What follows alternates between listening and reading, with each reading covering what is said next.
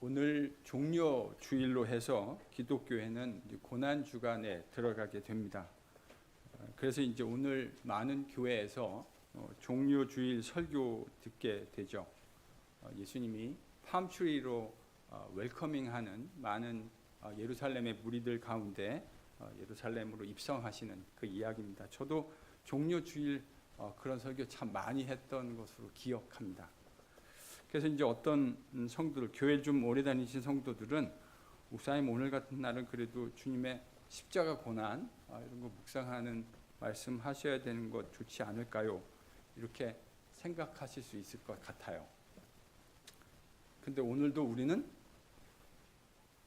사무엘상을 묵상합니다. 그래서 여러분들이 그렇게 말씀하시는 분들, 제가 그게 잘못됐다고 전혀 생각하지 않습니다. 얼마든지 그런 생각하실 수 있어요. 근데 너무 성급하게는 판단하지 않으셔도 괜찮을 것 같습니다. 오늘 설교 제목이 뭐죠? 설교 제목이 뭐예요? 사울을 통해 묵상하는 십자가 고난. 사실 예수님이 그렇게 말씀하셨잖아요. 누가복음 24장에 보면 엠마오로 가는 제자들에게 말씀하시면서 모세의 글, 시편, 또 선지자가 가르쳐 말한 것이 곧 나에 대하여 말한 것이다. 주님이 누가복음 24장 44절에서 47절에 그렇게 말씀하셨어요. 사실은 성경 어디를 보더라도 결국 그것이 중심이 그리스도를 향하게 된다라는 원리를 주님이 말씀하신 것이다. 그렇게 생각하는데요. 그래서 오늘 사울 이야기를 저희들이 묵상하기는 하겠지만 결국 다시 십자가 복음으로 돌아가서 여러분과 사울 이야기의 관점에서 주님의 십자가를 묵상하는 시간을 가져볼까 합니다. 오늘 본문 이야기가요. 다시 초점이 사울에게로 잠시 이동합니다. 우리 그동안 계속해서 다윗 이야기를 묵상해 왔는데 지난 마지막 이야기가 뭐였냐면 블레셋이 이스라엘과 전쟁을 벌이기 위해서 이스라엘을 침공하게 되어지는 이야기, 이 이야기를 다뤘단 말이죠. 그러니까 이제 이 이야기가 이스라엘에 있는 사울의 입장에서 어떻게 받아들여지고 이해되어지는가, 이제 그 부분의 이야기를 저희들이 묵상하게 됩니다. 블레셋이 쳐들어오자 사울의 마음이 크게 떨리고 요동했습니다. 공포와 두려움에 휩싸이게 된 것이죠. 사울이 블레셋 군대가 쳐들어온 걸 봤는데 그 수효나 병력의 규모가 어마어마했던 것 같습니다. 그 위험 앞에서, 병력의 규모 앞에서 완전히 압도당한 것이죠. 자, 그래서 사울이 뭐를 했는가? 여러분 6절에 뭘 했는지 기록되어져 있습니다. 사울이 뭘 했는가? 6절 같이 읽겠습니다. 시작. 사울이 여짜오되 여호와께서 꿈으로도 우림으로도 선지자로도 그에게 대답하지 아니하시니. 자, 블레셋 군대가 엄청나게 쳐들어온 것을 바라본 사울이 뭐 했다고요? 여호와 하나님께 물었다. 이건 기도했다는 말입니다.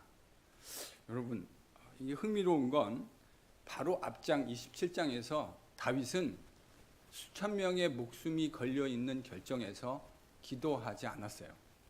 근데 27장 이제 그렇게 이야기를 기록해 놓고 28장에 지금 사울이 블레셋 군대가 쳐들어오니까 하나님 앞에 묻습니다. 기도한 거죠. 이것만 보면 사울이 지금 제대로 가고 있는 것 아닌가 이런 생각을 할 수도 있을 것 같습니다. 일단 이 정도 해놓고 다시 이제 본문 이야기를 좀 돌아오려고 합니다. 그런데 사울이 기도했는데 하나님께서 꿈으로도 우림으로도 선지자로도 대답하지 않으셨다. 사무엘상 저자가 그렇게 기록해 놓았죠. 아시다시피 이 세 가지 꿈, 우림, 둠빔 그리고 선지자는 하나님께서 당신의 백성들에게 당신의 뜻을 알려주시는, 계시하시는 일련의 방법들이었습니다. 사울이 기도했는데 하나님은 그 중에 어떤 방법으로도 사울에게 응답해 주시지 않으셨다.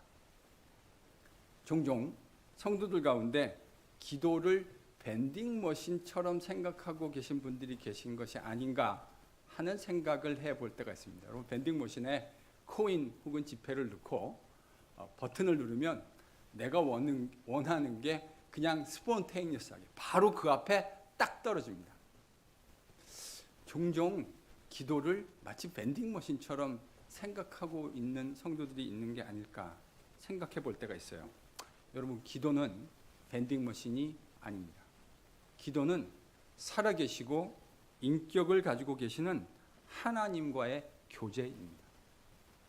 내가 사랑하는 아내와 남편과 자녀들과 인격적 교제를 영위하며 하루하루를 살아가듯이 기도는 살아계신 인격체이신 하나님과 함께 나누는 교제예요. 그러니까 교제 안에서는 인격적인 상호작용, 서로를 사랑하고 순종하는 이 과정들이 중요한데 지금 사울의 기도의 문제가 뭐죠? 하나님께 그런 인격적인 순종은 이미 없어진 지 오래예요. 사울은 하나님의 말씀을 더 이상 듣지 않았습니다. 하나님이 아말렉을 멸절해라, 디스트로이해라 라고 말씀하셨는데도 사울은 하나님 말씀 듣지 않아요. 자기 소견에 오른 대로 행해요. 여러분, 이건 인격적 관계가 단절되어 있다라는 말인 것이죠. 근데 다급한 상황이 벌어지니까 하나님께 또 기도했던 겁니다. 관계는 단절되어져 있는데 하나님의 힘을 이용하려고 하는 사울의 노력이 애처롭다, 안타깝다라는 생각을 하게 됩니다. 하나님이 응답해 주시지 않습니다. 그래서 사울이 어떻게 하죠? 저는 이 대목이 오늘 우리의 묵상에 참 중요할 것 같아요. 여러분, 7절에서 사울이 어떻게 하는지 같이 읽겠습니다. 같이 읽죠. 시작. 그의 신하들에게 이르되 나를 위하여 신접한 여인을 찾으라. 내가 그리로 가서 그에게 물으리라 하니 그의 신하들이 그에게 이르되 보소서 엔돌에 신접한 여인이 있나이다. 사울이 하나님을 찾으려고 했다라는 것의 진정성에 대해서 우리가 참 고민하게 만드는 게 바로 이 부분이에요. 여러분, 하나님을 찾고 하나님께 기도하겠다는 건 그분의 인격적인 지도를 받고 그분의 인도함을 받겠다는 말 아닙니까? 그런데 자기가 하나님께 기도했는데 하나님이 어떤 방법으로도 사울의 기도에 응답해 주시지 않자 사울이 택한 방법이 뭐냐면 신접한, 고민이 없어요. 이 사이에 바로 그는 신접한 여인을 찾으라고 자신의 신하들에게 명령합니다. 여러분, 신접한 여자가 하는 일은 미래에 대해서 알려주는 역할을 하는 것이죠. 오늘날로 치면 무당이라고 말해도 괜찮습니다. 신접한 여자라는 건 무당을 말하는 거예요. 사실 동서고금, 서양과 동양을 불문하고 무당은 어느 문화권에나 다 있습니다. 제가 보니까 이게 주로 동양에만 있는 줄 알았더니 제가 미국 와서 보니까 서양에도 이 무당들이 있더라고요. 그러니까 무당이라고 부르지는 않지만 이렇게 영매를 통해서 신적인 접촉을 하려는 이 사람들이 서양에도 있더라고요. 이게 오래전에도 있었고요. 오늘날에도 있습니다. 왜 이런 일이 일어납니까? 미래를 알고 싶은 것이죠. 내가 통제할 수 없는 미래에 대해 알고 싶은 인간의 욕구. 인시큐어한, 인간은 시큐리티를 가지고 있지 못해요. 그러니까 그 시큐리티를 확보해내려고 하는 노력의 심산이었던 것이죠. 이런 무당, 그런데요, 문제는 하나님께서 이런 무당을 몹시나 싫어하신다는 겁니다. 구약성경 곳곳을 보면 특히 레위기, 신명기 18장 10절에서 12절을 보면요, 하나님께서 이런 무당과 박수와 신접하는 사람을 가증하게 여기신다, 이렇게 기록되어 있어요.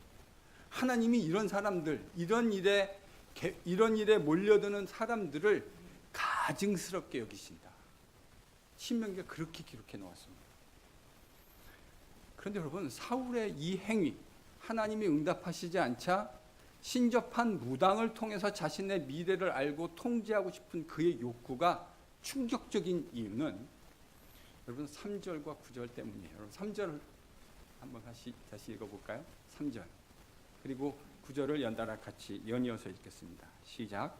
사무엘이 이것으로 온 이스라엘이 그를 두고 슬피 울며 그의 고향 라마에 장사하였고 사울은 신접한 자와 박수를 그 땅에서 쫓아내었다. 9절입니다. 네, 내가 사울이 행한 일 곧 그가 신접한 자와 박수를 이 땅에서 멸절시켰음이니라. 내가 어찌하여 내 생명을 물리노라 나를 죽게 하려느냐. 여러분 3절을 보면 이 박수와 무당을 쫓아낸 사람이 누구라고 기록되어져 있죠? 사울이요. 9절에도 보면요, 신접한 여인이 사울의 정체를 알지 못하고 그와 만났는데 박수로 신접해서 이 귀신을 불러내라고 하니까 이 여자 뭐라 그러냐면, 당신이 지금 사울이 이런 사람들을 이 땅에서 멸절, 디스트로이한 것을 알지 못하고 내 생명을 올무에 놓으려고 합니까? 라고 사울에게 묻고 있다고요. 이 두 절을 통해서 우리는 뭘 확인하게 되냐면, 그 박수와 무당을 그 땅에서 쫓아낸 사람이 누구였다고요? 그게 사울이었다니까요. 사울이 그 모든 박수와 무당을 쫓아낸 장본인이었다는 사실. 그가 과거 왕이었던 초창기에 그의 상태가 좋았던 시기를 말하는 거겠죠. 그가 하나님의 뜻 앞에 순종하려고 아마도 레위기나 신명기 말씀을 그가 묵상하지 않았겠습니까? 이런 건 하나님이 다스리는 왕국에서 결코 일어나서는 안 된 일이라고 생각하고 자신의 개혁 정치의 일환으로 무당과 박수를 다 쫓아내고 멸절시키는 일에 사울이 앞장섰다고요. 그 정책을 핀 장본인이 바로 본인이에요. 그런데 자신의 발로 그 개혁 정치를 폈던 자신이 자신의 발로 쫓아내었던 그 박수와 무당을 찾아가는 이 아이러니컬하면서 동시에 매우 안타까운 마음을 금할 수가 없습니다. 지금 무당과 사울이 나누는 대화를 통해서 이 무당은 이 사람이 사울인 걸 요 시점까지는 모르고 있죠. 근데 그 여인이, 그 무당이 사울이 쫓아냈음을 알지 못하십니까? 라는 이 말을 사울이 직접 듣고 있는 거예요. 그래서 참으로 안타깝다는 생각을 하게 됩니다.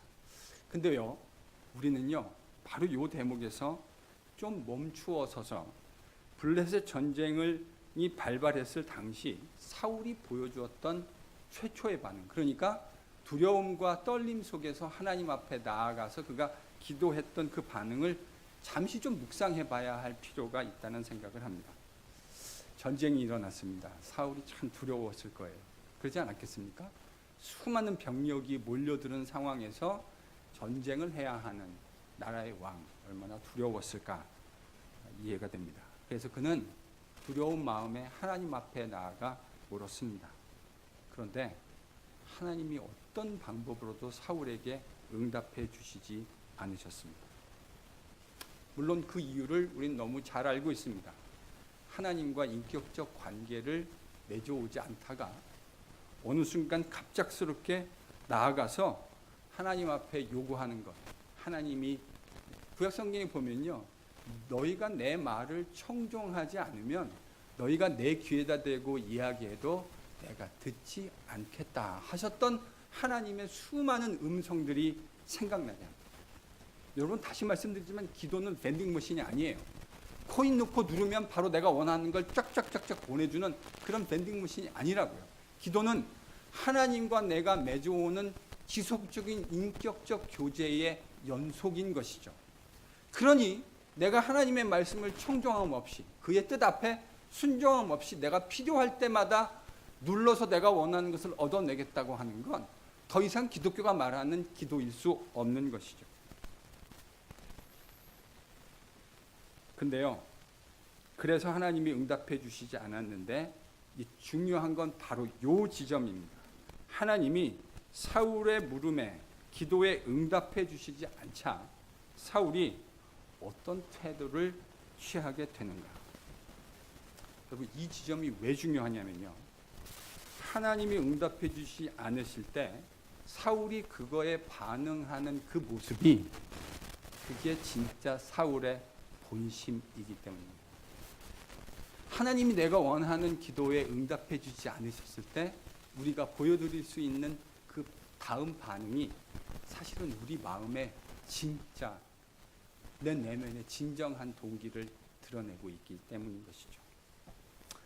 하나님이 사울의 간구에 응답하지 않으시자 사울은 즉각적으로 대안을 떠올립니다. 뭐죠? 무당입니다. 무당. 이게 뭐를 의미한다고 생각하세요? 블레셋이 침공한 처음부터 사울에게 중요한 건 하나님이 아니었다는 말입니다. 하나님이 응답해 주시지 않자 고민 없이 바로 사울이 무당을 선택했다는 이 사실은 사울에게 진짜 중요한 게 하나님이 아니셨다는 것을 의미해요. 그러면 사울이 뭐에 집착하고 있는 거죠? 사울은 어떻게 해서라도 자신이 지금 누리고 있는 왕위, 왕권, 그의 나라, 그가 누리는 모든 기득권들을 누리는 거에만 혈안이 되어 있었던 것이죠. 그는 어떻게 해서라도 자기가 누리고 있는 그 안락한 것들, 그 권세들을 지키는 것에 온통 마음을 빼앗기고 있었던 겁니다. 사울의 마음속에는요, 하나님과 함께 그분의 뜻에 순종하는 과정을 통해서 느끼는 하나님이 주시는 기쁨으로 충만한 기쁨에 대한 생각은 그에게 눈꼽만치도 찾아볼 수 없어요. 여러분, 기도라는 건 그런 거잖아요. 내가 하나님과 인격적 관계를 그분의 말씀에 순종하고 무시로 그에게 기도하는 것을 통해서 지속적으로 쌓아오는 과정 속에서 그가 나의 기도를 들어주시고 나를 사랑하시고 나를 인도해 가신다라는 걸 알게 되어질 때 우리 마음 깊은 곳에서 마치 샘물처럼 솟아오르는 기쁨 아닙니까? 여러분, 이게 하나님을 섬기는 하나님과 동행하는 기쁨인 거죠. 그런데 사울에게는요, 그런 기쁨은 없어요. 그는 그게 뭔지 몰라요. 단지 하나님을 이용해서 그분이 가지고 있는 능력과 힘을 이용해서 내가 원하는 것을 누리고 싶을 뿐인 것이죠. 여러분, 이게 바로 우상숭배의 정의입니다. 우상숭배란 내가 금신상과 송아지 신상을 만들어 놓고 절해야만 우상숭배가 되는 것이 아니에요.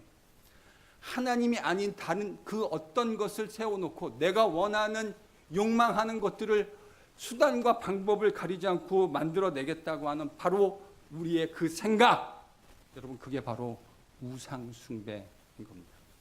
그런 의미에서 사울은 철저한 우상숭배자였던 것이죠. 지금 사울이 하나님이 기도 응답해 주시지 않자 바로 무당을 선택했다는 이 선택은 사울이 우상숭배자였다는 가장 강력한 반증입니다. 사울의 마음은 이런 것이죠. 그걸 하나님이 들어주시면 좋고 하나님이 아니어도 상관없고. 지금 사울의 선택이 딱 그거를 의미하는 것 아닙니까? 하나님이 기도했는데 들어주시면 좋고 하나님이 아니어도 상관없고. 제가요, 선배 목사님으로부터 직접 들은 이야기입니다. 교회 권사님이신데 새벽 기도하고 나서 제가 이전에도 한번 말씀드린 적이 있는 것 같아요. 이분이 점집을 가셨대요. 생각해보면 얼마나 가슴이 답답했으면 그랬을까 하는 마음을 그런 생각을 해보게 됩니다. 마음이 아니 교회 권사님인데 새벽 기도 왔다가 오죽 마음이 답답했으면 점집에 가가지고 무당에게 점을 봤을까 이런 생각해요. 마음은 이해가 되는데 그게 잘한 일이겠습니까? 그러니까 하나님이 신명기 율법에 기록해 놓으신 거잖아요. 이거 내가 가증스럽게 여기는 거다.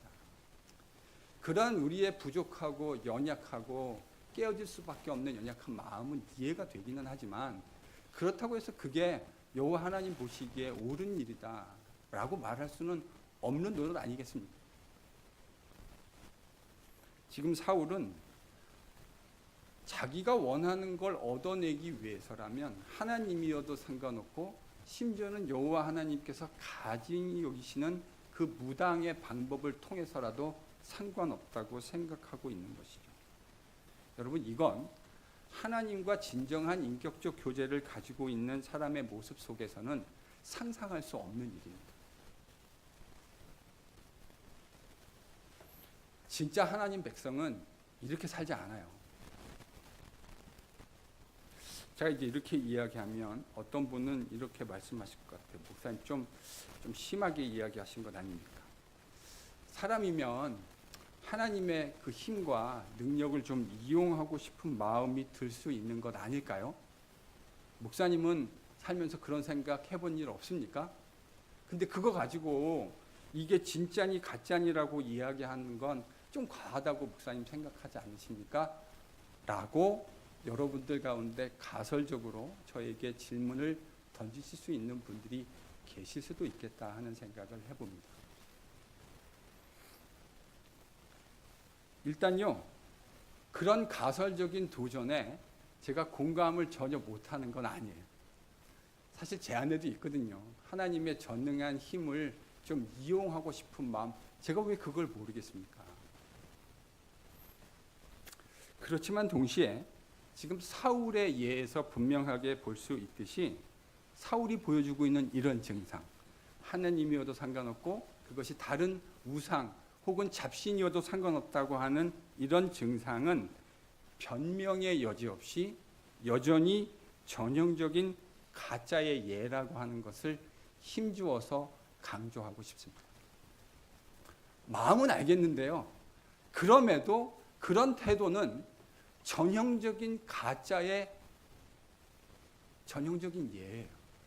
지금 사울의 예가 그거를 보여주고 있는 것 아닙니까? 사울을 하나님을 잘 섬기는 신실한 그의 백성이라고 말할 수는 없지 않을까요? 그의 상황과 그 절박함은 이해해 줄 수 있겠지만 그렇다고 사울이 진짜 하나님 백성의 예라고 말하기는 저는 어려울 것 같아요.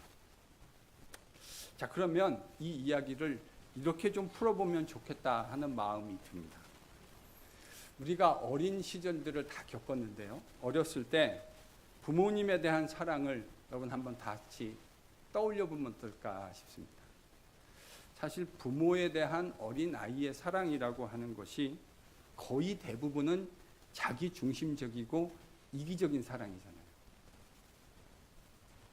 자기가 철저하게 중심이 되어진 매우 이기적인 사랑이 아이들의 사랑이에요.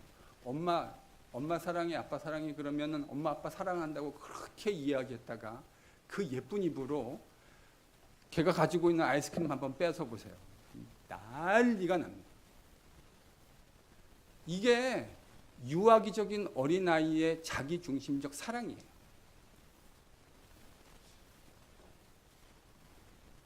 그거 뺏는 날에는 동네가 난리가 날 정도로 고함을 치고 울고 심한 아이들은 머리든 어디든 관계없이 길바닥에 누워서 난동을 부리는 수준이 되는 거 아닙니까? 이게 바로 유아기적인 어린아이의 사랑인 것이죠.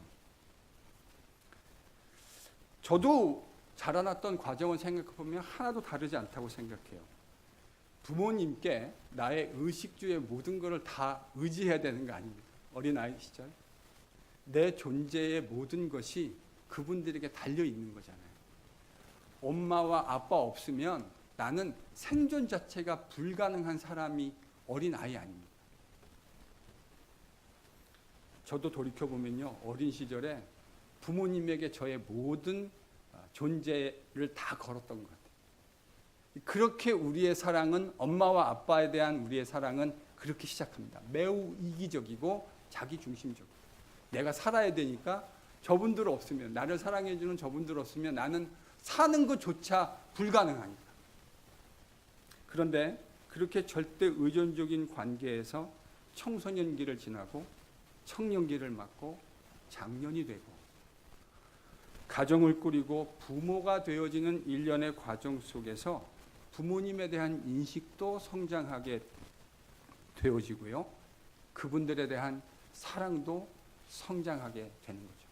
여러분, 이게 모든 사람들이 보편적으로 겪게 되어지는 성장의 자연스러운 과정일 겁니다.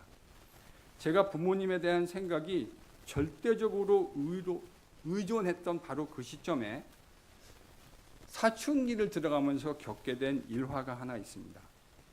저희 어머님은 시장에서 의상실을 운영하셨어요. 근데 그 동네에 구역장님이 한 분 계셨어요. 저는 그분은 이름도 기억이 안 나는데요. 구역장님이라고 하는 것만 알고 있습니다. 저희 아버지는 그 구역장님을 고향의 누님처럼 생각하셨고 누님이라고 부르셨어요. 어머니도 그렇게 언니처럼 그 구역장님을 따르셨던 것으로 기억합니다. 그래서 그 구역장님이 저희 집에 오시거나 저희 부모님이 그 구역장님 댁에 가신 이 일들을 제가 참 어렸을 때 많이 봤어요. 그러다가 어느 날 저희 집에 오셔서 그 구역장님이 저희 부모님과 이야기를 하시는데 주제는 잘 모르겠어요. 제가 우연히 중간에 얻어 들었기 때문에 무슨 주제를 가지고 말씀하신지는 잘 모르겠는데 한 꼭지, 한 소절 이 이야기를 들은 거예요. 저희 아버지가 하시는 말씀. 이렇게 말씀하시더라고요. 다른 사람은 잘 모르겠는데 자식을 위해서 기꺼이 목숨을 내어줄 수 있다. 저희 아버지가 그 구역장님에게 그렇게 말씀하시는 걸 제가 들었어요. 기억이 가물가물하긴 한데요. 아마도 이렇게 말씀하셨던 것 같아요. 내가 내 와이프는 잘 모르겠는데 내가 내 와이프까지는 잘 모르겠는데 내 자식을 위해서라면 내가 내 목숨을 내어주고 그 결과로 내 아들을 살려낼 수 있다면 나는 기꺼이 그 목숨을 내어놓는 것에 단 한순간의 머뭇거림과 주저함과 후회가 없다. 이게 저희 아버지가 그 구역장님께 하셨던 말씀이고요. 10대의 어린 소년이 그 이야기를 우연히 들은 거예요. 근데요, 제가 지금 돌아가신 저희 아버지보다 나이가 더 많아졌는데요. 그 아버지가 왜 그 말씀하셨는지 제가 정확하게 공감할 수 있습니다. 어떤 마음으로 그 얘기를 하셨고 그 이야기에 그 결정에 단 한순간의 머뭇거림도 없다라는 그 아버지의 말씀이 진정성 있는 이야기라는 것 제가 가슴으로 동의가 돼요. 근데요, 그날 저는 충격을 받았습니다. 제 인생에 정말 충격적인 날이었어요. 왜냐하면 입장을 바꿔놔서 나는 아버지에게 그렇게 할 수 있는가라고 제가 스스로에게 질문해 보았거든요. 근데 제가 정직하게 그 대답을 잘 못하겠더라고요.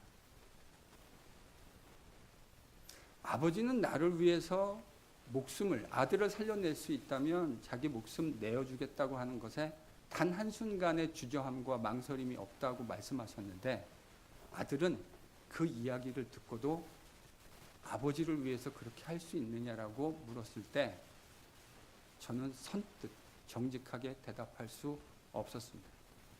그래서 충격적이었어요. 물론 저는 이 일에 대해서 지금까지 살면서 저희 아버지나 어머니에게 이 말씀을 드렸던 적이 없어요. 단 한 번도. 안타깝게도 저희 아버지는 이미 오래전에 소천하셔서 제가 이 이야기를 이 땅에서 드릴 수 있는 기회는 없습니다. 어머니에게도 이 말씀을 드려본 일이 없어요.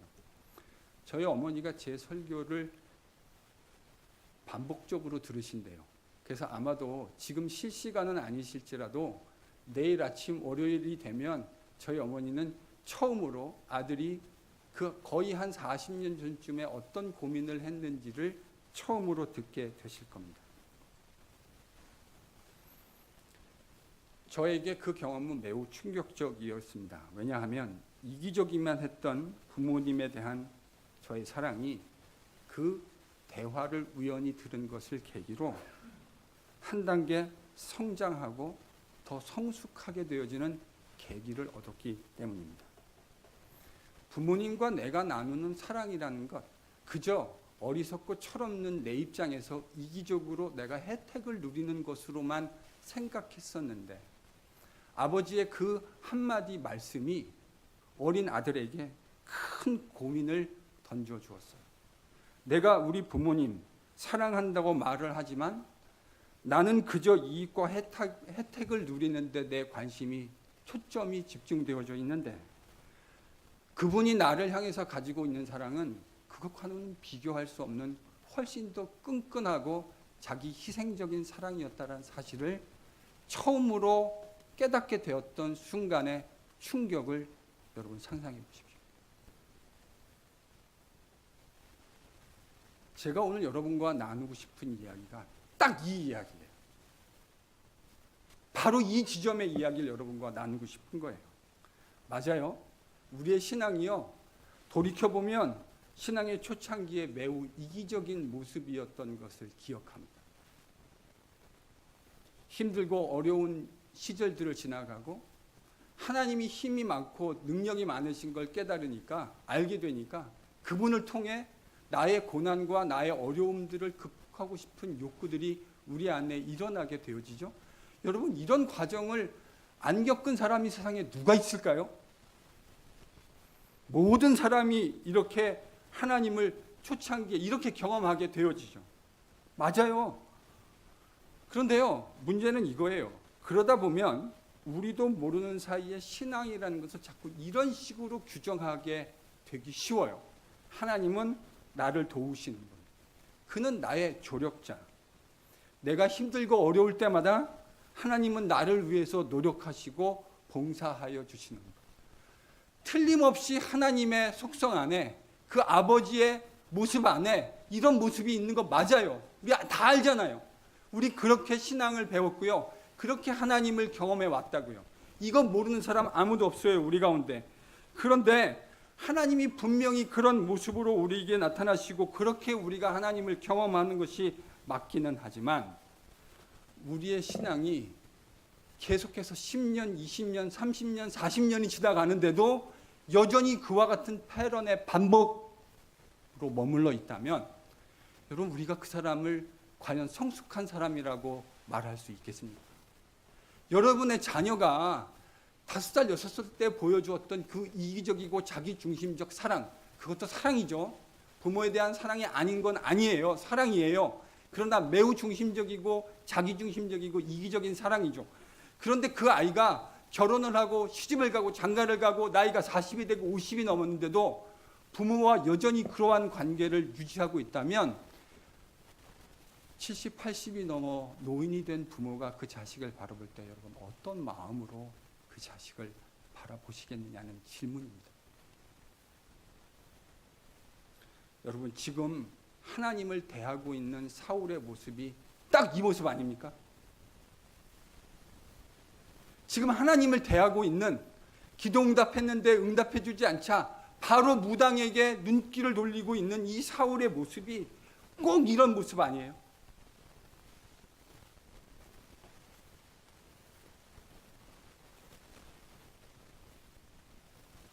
문제는 사울의 모습이 얼마든지 우리의 모습이 될 수 있다는 데 있습니다. 제가 오늘 여러분하고 그걸 묵상하고 싶은 거예요. 사울만 이렇게 되는 게 아니고요, 우리도 얼마든지 이렇게 될 수 있다는 사실입니다. 신앙생활을 10년, 20년, 30년, 40년 넘게 했는데도 여전히 사울처럼 하나님의 능력을 이용하려는 데만 관심이 있고, 하나님과 나누는 인격적인 교제와 사랑, 순종이 결여되어 있는 모습이라면 이건 절대로 건강한 신앙인이라 말하기 어렵겠죠. 비록 우리 신앙의 초창기에 이런 유아기적이고 초보적인 모습이 있었다 할지라도, 주님을 알아가고 복음의 내용이 무엇인지를 접해가는 과정 속에서 복음에 대한 본질적인 생각들을 저희들이 해야 되지 않겠습니까? 십자가 창조주의 아들이신 예수 그리스도가 왜 나라는 사람에게 영생의 축복을 허락하시기 위해서 십자가의 모진 고통과 고난을 감당하셔야만 했는가? 독생자 아들을 그 십자가의 처참한 죽음에 내어주시면서 하나님 아버지의 마음은 도대체 어떤 것이었길래 우리에게 그런 은혜를, 자신의 하나뿐인 아들을 십자가에서 처참하게 죽이는 지경까지 내몰면서도 당신의 사랑을 드러내 보이셔야 했는가? 우리가 이거 묵상해야 되지 않겠습니까? 아니, 도대체 내가 뭐길래, 도대체 내가 하나님 앞에 어떤 존재이길래 우주의 창조주가 독생자를 내어주셔야 했고, 천 우주의 창조주의 독생자 아들이 아버지의 마음을 알아 십자가의 순종의 마지막 그 자리까지 기꺼이 땀방울 하나 핏방울 하나 안기지 않는 자신을 내어주는 순종을 감당해 내셔야만 했는가? 여러분, 종교주일 우리는 이 질문을 던져야 하는 것이죠. 그 2000년 전 주님의 십자가 희생과 사랑이라는 관점에서 내가 도대체 어떤 가치를 가지고 있는가를 새롭게 이 예배 자리에서 생각해야 하지 않겠느냐는 말입니다. 바로 이게요, 하나님과의 관계에는 도무지 1도 관심 없는 그 사울의 차디찬 선택을 바라보며 묵상하게 되는 2000년 전 주님의 십자가 순환의 스토리인 것이죠. 사랑하는 LGPC 성도 여러분, 하나님과의 인격적인 관계에는 단 1도 관심 없는 이 사울을 통해 떠올리게 된 주님의 십자가를 통해 하나님과 우리의 관계를 새롭게 묵상하는 종료주일과 고난주간이 되실 수 있기를 축원합니다. 다른 그 어떤 것보다 저와 여러분을 사랑하시되 독생자까지 아끼지 않으신 하나님 아버지의 사랑과 십자가 순종의 자리까지 순종하신 그리스도 예수의 사랑 안에서 우리와 주님이 누리는 그 관계가 보다 한 단계 성숙한 단계로 나아가고 그 관계를 묵상하는 종료주일 고난 주간 되실 수 있기를 다시 한번 축원합니다. 옆에 있는 분에게요, 종료주간 덕담 한마디 하겠습니다. 종료주간 들어가면서 고난주간 들어가면서 덕담 한마디 합니다. 한번 따라해 주시죠. 주님의 십자가 사랑 안에서. 여러분, 덕담은 상대방의 눈을 보면서 하시는 겁니다. 상대방의 눈을 보면서. 남편은 아내를 보시고 형제들은 형제를 보시고 교회 안의 어르신들을 바라보면서 이렇게 정말 권면해 주세요. 주님의 십자가 사랑 안에서 성장하고 자라가십시오. 예, 정말 주님의 십자가 사랑 안에서 성장하고 자라가는 저와 여러분 될 수 있기를 축원합니다. 주님의 십자가 사랑 안에서 주님이 우리를 어느 순간 불러 가실 텐데요, 이 땅에서 마지막 순간까지 다른 건 다 잘 못해도 괜찮은데 주님의 십자가 사랑만큼 시간이 갈수록 더 절절해지고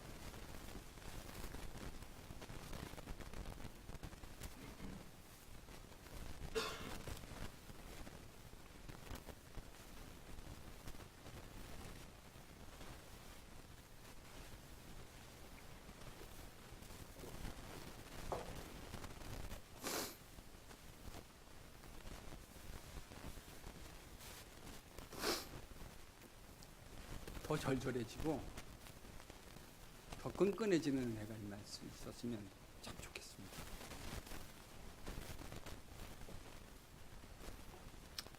주님이 주실 수 있는 수많은 혜택들이 있을 거예요.